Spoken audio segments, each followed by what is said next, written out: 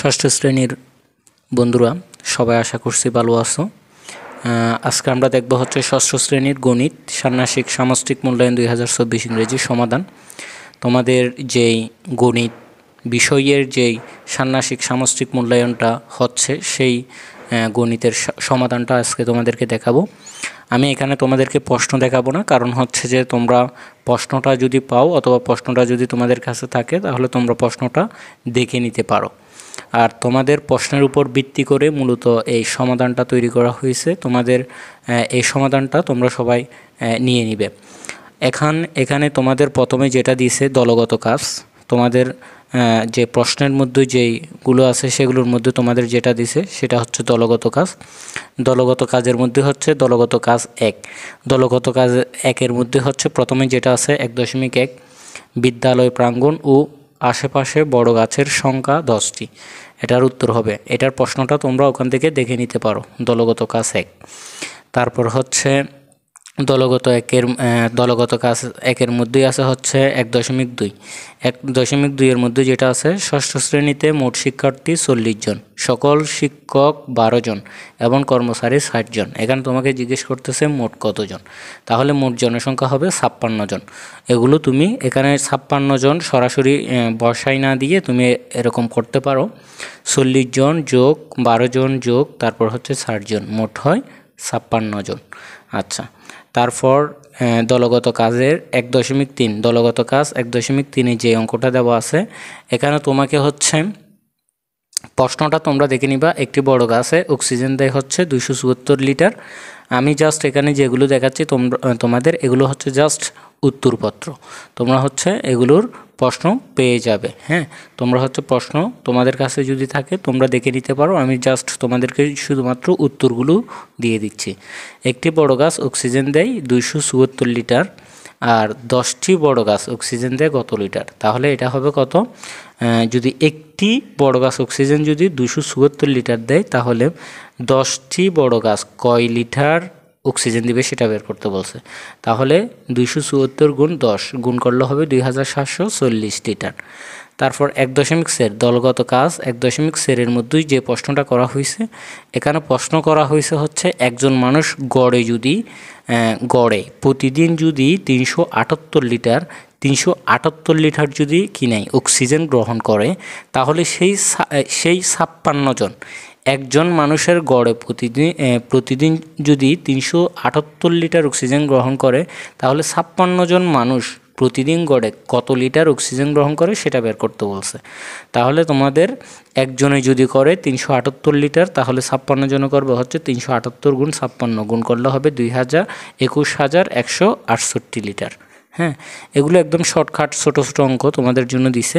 তারপর তোমাদের জন্য যেটা একদম সর্বশেষ দলগত কাজের মধ্যে যেটা সর্বশেষ দিছে সেটা হচ্ছে 1.5 দলগত কাজ যে কাজটা দিছে এখানে তোমাকে বের করতে বলছে যে দেখো সকলের জন্য অক্সিজেন প্রয়োজন হচ্ছে 21,168 লিটার।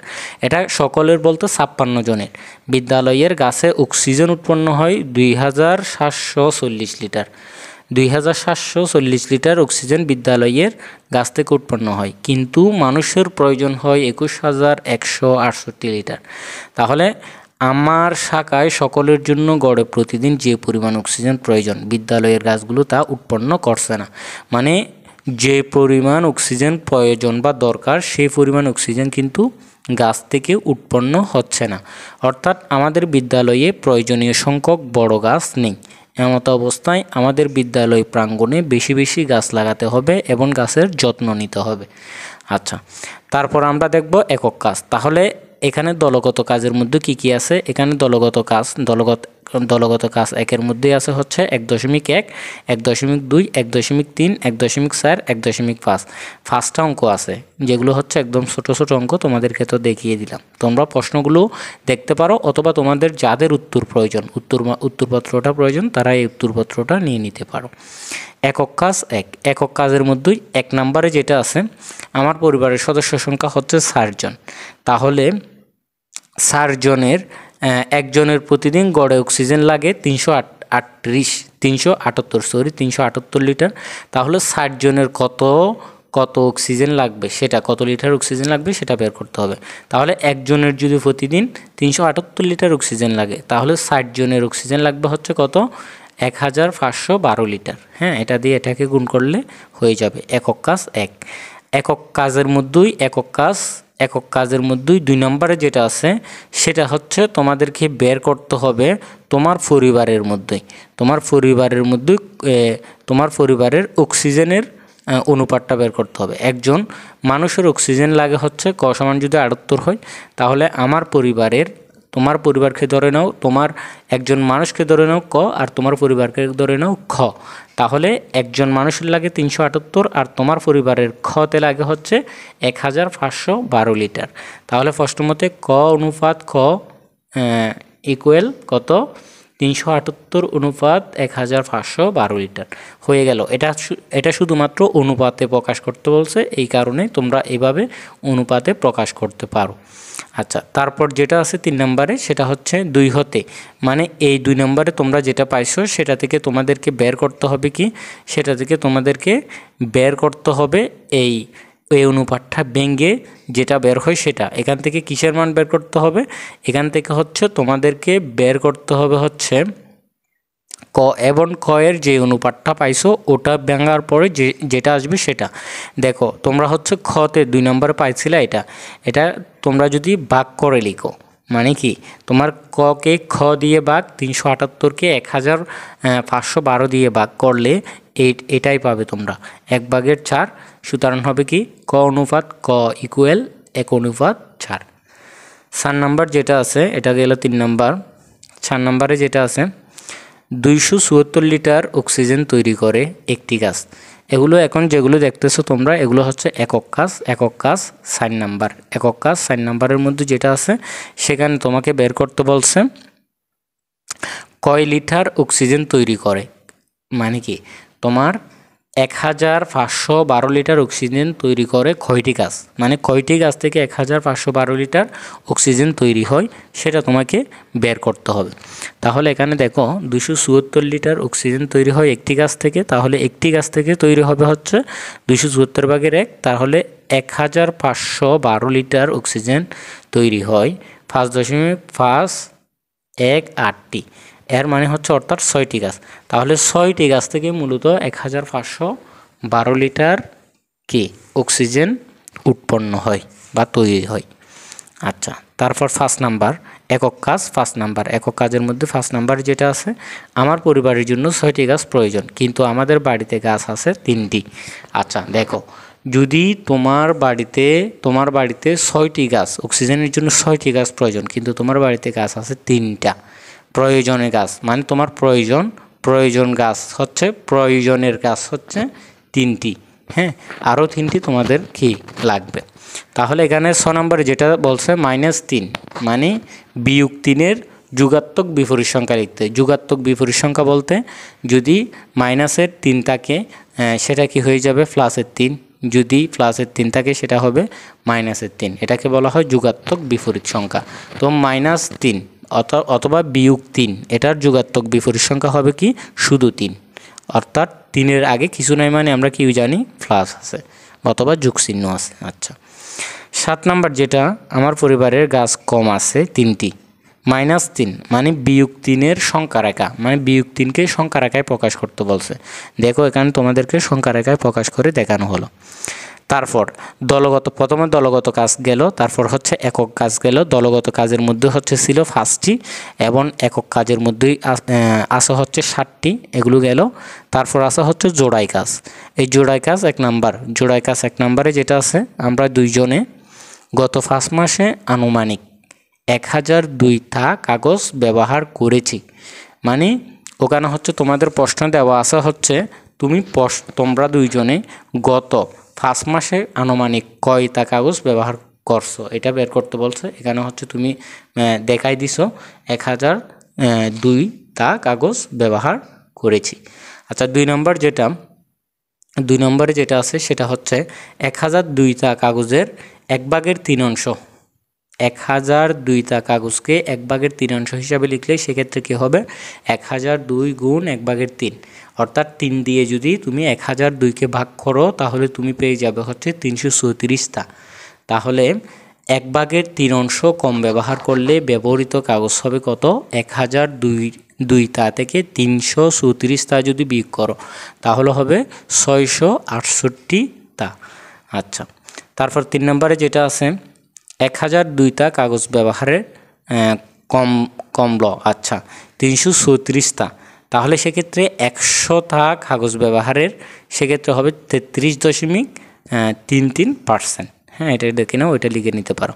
এখন যেগুলো তোমাদেরকে আমি দেখাচ্ছি 1 2 3 দেখাইলাম, এগুলো হচ্ছে কি? এগুলো হচ্ছে তোমার জোড়াই কাজ। আচ্ছা, তারপর আমরা দেখি 4 নাম্বার। 4 নাম্বারে দেখা আছে 4 ও 6 এর লসাগু। 4 ও 6 এর লসাগু হচ্ছে 12। তারপর হচ্ছে এখানে 1 এপ্রিল থেকে 30 এপ্রিল 30 দিনে পোস্টার পেপার একই দিনে ব্যবহৃত হবে 1 এপ্রিল, 12 এপ্রিল এবং 24 এপ্রিল, অর্থাৎ 3 দিন। 3 দিন যদি ব্যবহৃত হয় সেক্ষেত্রে এখানে ক নম্বরে, আচ্ছা এটা তো আরেকটা অঙ্ক। এখানে 4 নম্বরের প্রশ্নটা তোমরা দেখে নিও। 4 নম্বরের প্রশ্নটা যদি তোমরা দেখে নাও এই উত্তরটা তোমরা সহজে বুঝতে পারবে।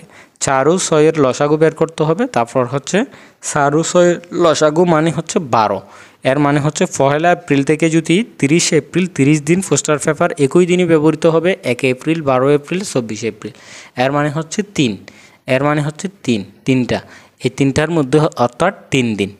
আচ্ছা, 1 নাম্বার যেটা আছে ধরি আমাদের শ্রেণীতে মোট শিক্ষার্থী হচ্ছে 40 জন। আচ্ছা, মোট শিক্ষার্থী হচ্ছে 40 জন। আচ্ছা, মোট শিক্ষার্থী তোমাকে ধরে নিতে বলছে, এটা কতে? 1 নম্বরের প্রশ্নটা দেখলে তুমি বুঝতে পারবে। খ নম্বরে যেটা আছে শিক্ষক একজনকে পোস্টার পেপার দিলেন 2টি, তাহলে 40 জনকে পোস্টার পেপার দিবে 80টি। এটা তো সহজে একদম ক্লাস 3তে যারা পড়ে ওই ক্লাস 3-র বাচ্চাও কিন্তু পারবে। মানে একজনকে যদি পোস্টার পেপার 2টি করে দেয় তাহলে 40 জনকে কয়টি দিবে? 80টি। একদমই সহজ।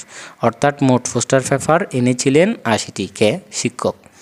আচ্ছা, 6 নম্বরে যেটা আছে 1 নম্বরের পরে এখন আমরা যেগুলো দেখতেছি 1 নম্বরে খ দেখলাম, এগুলো হচ্ছে দলীয় কাজ। হ্যাঁ, এগুলো হচ্ছে দলীয় কাজ। এই দেখো, এগুলো হচ্ছে জোড়াই কাজ, জোড়াই কাজ। প্রথমে আমরা দলগত কাজ দেখছি, তারপরে হচ্ছে আমরা একক কাজ দেখছি, এখন দেখতেছি আমরা জোড়াই কাজ। শিক্ষকদের দিয়া 3/5 মূল্য, 3/5 শিক্ষকের দিয়া 3/5 মূল্য হচ্ছে 450 টাকা হলে সম্পূর্ণ বা এক অংশের মূল্য হবে কত? তাহলে এখানে দেখো 5/3 3 দিয়ে যদি 450কে ভাগ করো তাহলে হয় 150। হ্যাঁ, তাহলে 150 আর 5 যদি গুণ করো তাহলে হবে হচ্ছে 750 টাকা। তাহলে শিক্ষকদের দেওয়া সম্পূর্ণ এক অংশের মূল্য হবে 750 টাকা। আবার 80টি পোস্টার পেপারের দাম হচ্ছে 750 টাকা হলে একটি পোস্টার পেপারের দাম হবে আরও কম, 9.375 টাকা। আচ্ছা, তারপর এখন গেল হচ্ছে দলীয় কাজ। এখন দিছে কাজ গ এর মধ্যেই এখানে কয়টা দিছে? এখানে হচ্ছে 4টা অঙ্ক দিছে, ঠিক আছে? কাজ গ এর মধ্যেই শেষের প্রশ্নগুলোর মধ্যে কাজ গ এর মধ্যেই 4টা প্রশ্ন দিছে। প্রথম প্রশ্ন হচ্ছে প্লেট একের ক্ষেত্রফল বের করতে বলছে। তাহলে প্লেট একের দৈর্ঘ্য বরাবর 1 মিটার দূরত্ব 26টি গাছ লাগালে দৈর্ঘ্য হবে কত? 25 মিটার, 26 থেকে 1 বাদ যাবে। তারপর প্রস্থ যদি 1 মিটার দূরত্বে বাড়ায় তাহলে প্রস্থ থেকে যদি 1 বাদ যায় তাহলে সেক্ষেত্রে 16 মিটার হবে। তাহলে দৈর্ঘ্য হলো 25, প্রস্থ হলো 16। এখন তুমি জানো আয়তকার ফ্লট একের ক্ষেত্রফল সমান, আমরা জানি আয়তক্ষেত্রের ক্ষেত্রফল সমান দৈর্ঘ্য গুণ প্রস্থ। সেক্ষেত্রে 25 আর 16 তুমি যদি গুণ করো তাহলে হয় কত? 400 বর্গমিটার। হ্যাঁ, ফ্ল্যাট 2 এর বর্গকার ফ্ল্যাটে 1 মিটার দূরত্বে গাছ লাগালে বর্গকার ফ্ল্যাটের এক বাহু হবে 20 মিটার। বর্গকার ক্ষেত্রের ক্ষেত্রফল প্রথমে আমরা যেটা বের করছি, প্রথমে আমরা 1 নম্বরে বের করছি হচ্ছে ফ্ল্যাট 1 এর ক্ষেত্রফল, তারপর আমরা ফ্ল্যাট 2 এর ক্ষেত্রফল বের করছি। ফ্ল্যাট 2 হচ্ছে বর্গক্ষেত্র, তাহলে সেক্ষেত্রে বর্গক্ষেত্রের ক্ষেত্রফল সমান আমরা জানি কি? বাহু গুণ বাহু, মানে এক বাহুর দৈর্ঘ্য গুণ এক বাহু। সেক্ষেত্রে 20 গুণ 20 গুণ করলে হবে 400 বর্গমিটার। 2 নম্বরে যেটা আছে ফ্ল্যাট 1-এ গাছের সংখ্যা হচ্ছে কত? 442টি। ফ্ল্যাট 1-এ গাছের সংখ্যা হচ্ছে 442টি। ফ্ল্যাট 2-এ গাছের সংখ্যা হচ্ছে 441টি। আর এটা হচ্ছে 2 নম্বরে। 3 নম্বরে যেটা দিছে পাশাপাশি দুইটি চারার মধ্যে দূরত্ব 1/2 মিটার হলে ফ্ল্যাট একে গাছ লাগানো যাবে 1683টি। ফ্ল্যাট 2-এ গাছ লাগানো যাবে হচ্ছে 681টি। এগুলো একটু ভালো করে দেখে নাও। এটা হচ্ছে কত নাম্বার? এটা হচ্ছে 3 নাম্বার। 3 নাম্বারের মধ্যে এগুলো আছে। 3 নাম্বার সর্বশেষ যেটা 4 নাম্বার, এটা হচ্ছে আচ্ছা ফ্ল্যাট 2-এ গাছ লাগানো যাবে 681টি। আর 4 নাম্বারে যেটা আছে, 4 নাম্বারে তোমাদেরকে বলতেছে আমার দলের ফ্ল্যাট 1 নির্বাচন করব কারণ বেশি গাছ লাগানো যাবে।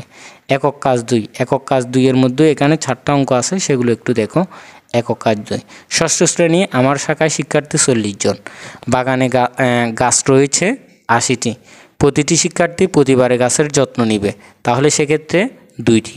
আচ্ছা 2টি করে প্রতিটি শিক্ষার্থী গাছের যত্ন নেবে, কারণ হচ্ছে মোট শিক্ষার্থী কয়জন? 40 জন।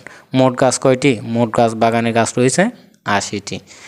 একজন শিক্ষার্থী সপ্তাহে 2 বার করে 2টি গাছের 4 সপ্তাহে যত্ন করতে হবে হচ্ছে 16 বার। 4 সপ্তাহে যত্ন করতে হবে 16 বার করে।